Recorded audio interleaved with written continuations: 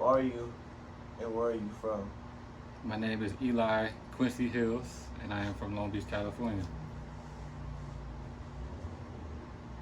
How long have you been playing basketball? Been playing since I was about 3 or 4 years old. Who inspired you to play? My dad inspired me to play because he played basketball when I was a kid. He was in college at the time, and then later on he went semi-pro. So he was my biggest inspiration. And then later on, a few NBA players did. Kobe, LeBron, Jordan. Those are the main three, really. I watched a lot of LeBron, so that's where it came from. And then as I got older, I found other inspiration in certain aspects of the game. What gave you the passion? What gave me the passion? It was really just within me. Yeah, like I said, the inspiration came from my dad, but the passion really just came from within. I just loved watching the game, and then once I played it, it just felt organic. I felt like it was just supposed to be that way. I don't I can't really pinpoint where the passion came from. It was always just been within me. What um what obstacles did you face and did you overcome The obstacles I faced growing up as a kid playing basketball. Nobody ever believed in me. Still, kind of to this day, I have the same type of thing.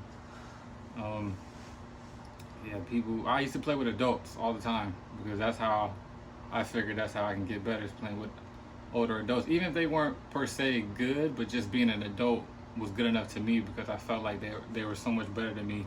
They could have been trash, but I played them because I knew they were adult and they were way older, and I figured they had more experience. So I used to play with all the grown folks, and that's kind of how I pad my game on the blacktop or at the gyms.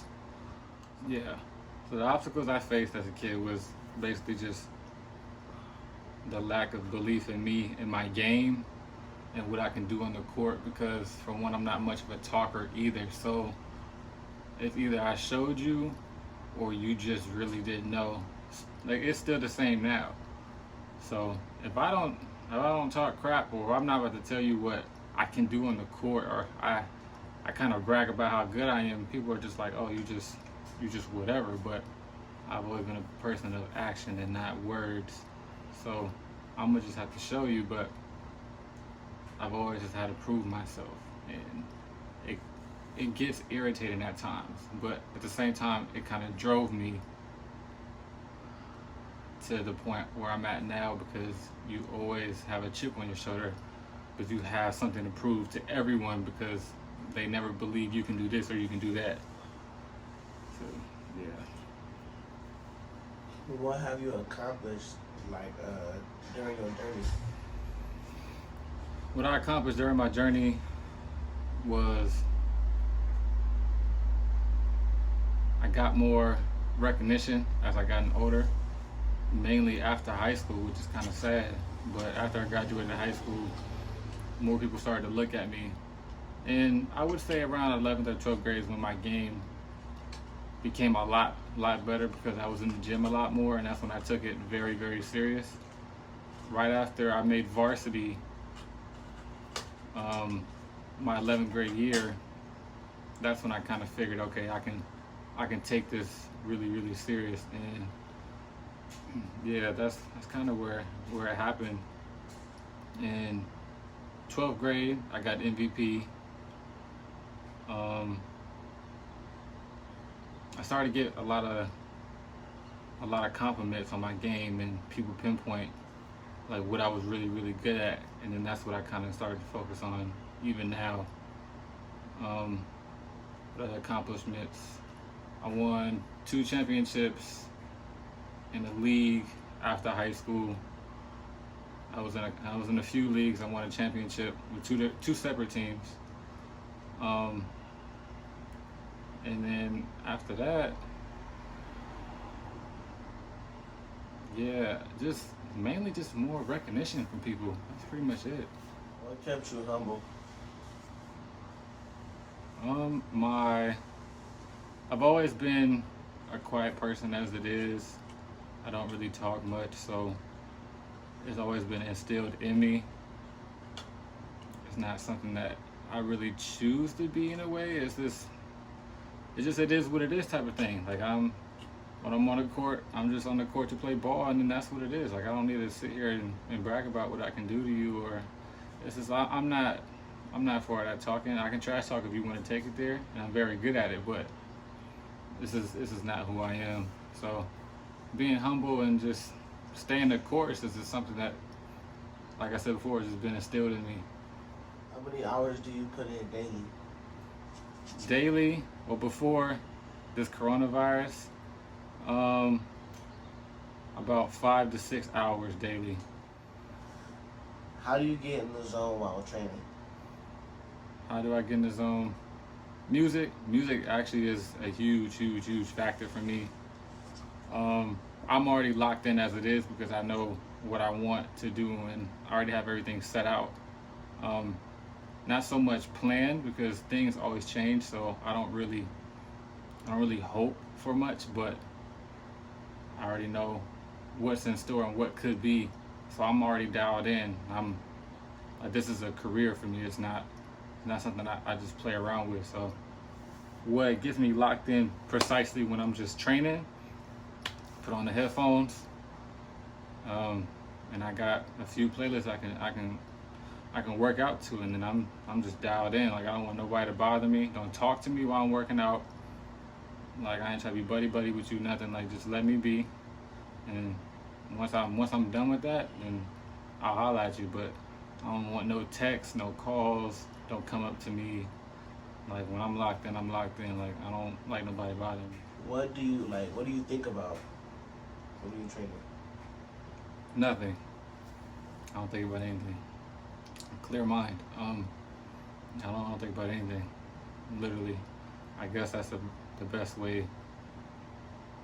It's not that I try not to think about anything. It just happens. It's like when I'm there, it's supposed to be a sanctuary for people. If you want to be in the zone, you want to be locked in. So you shouldn't be thinking about anything really, but just what you're just trying to get through the workout, and then maybe if you have like some motivation or some inspiration while you're doing it, then that will help you get through. But I don't think about anything.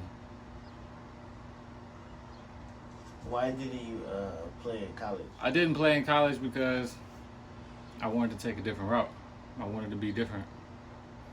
It's pretty simple in playing. I wanted to show people that there's a different way, no matter how hard it gets. And I've always been the type to take the harder route by choice. I don't know, maybe I'd like to see how things play out, but I always know I can achieve what I set out in my mind. So yeah, I was just like, I mean, why not? Why not do something different? And I'll show you, even with all the doubt I still have now, it's like I'll show you that there's an alternate way of doing it, even though it's harder.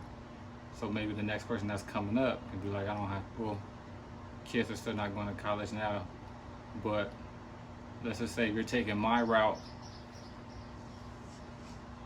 coming out of high school, then yeah, you have some type of, you have a person to look at. How did you find this path and maneuver through it up until this point? Soul searching, man. Soul searching. A lot of, a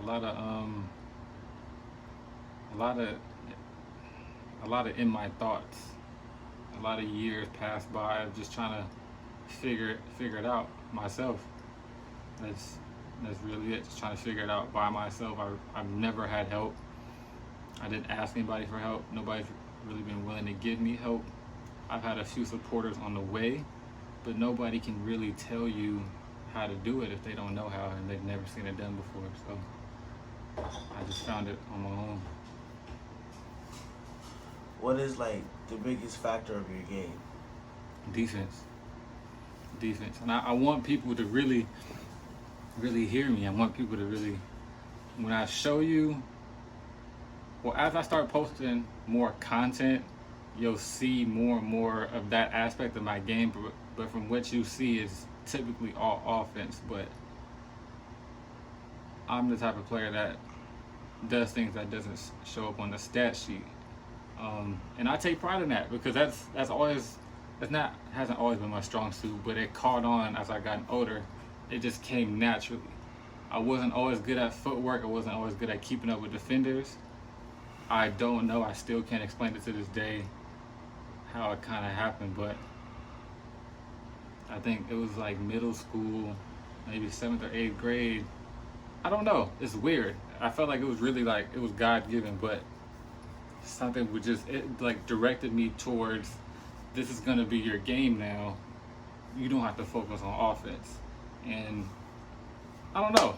It was just natural. It just came to me, really. So I took that and ran with it, and now I take pride in defense just as much as offense. I don't really care to score the ball. I really don't. Like I might not even average 15 points, 15, 20 points if I was to make it.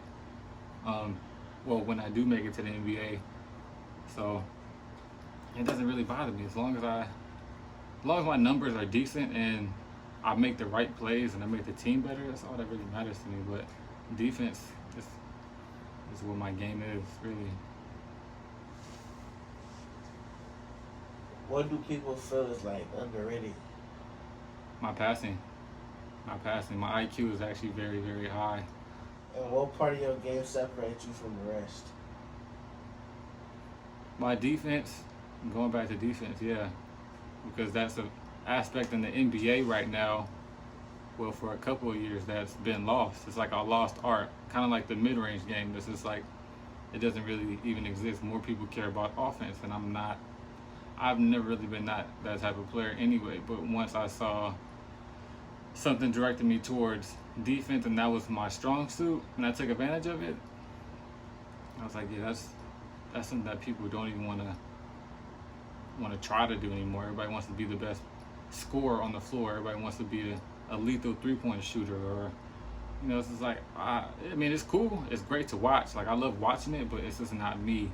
But defense is pretty much a lost art. So that's something that people would definitely see that's different about me.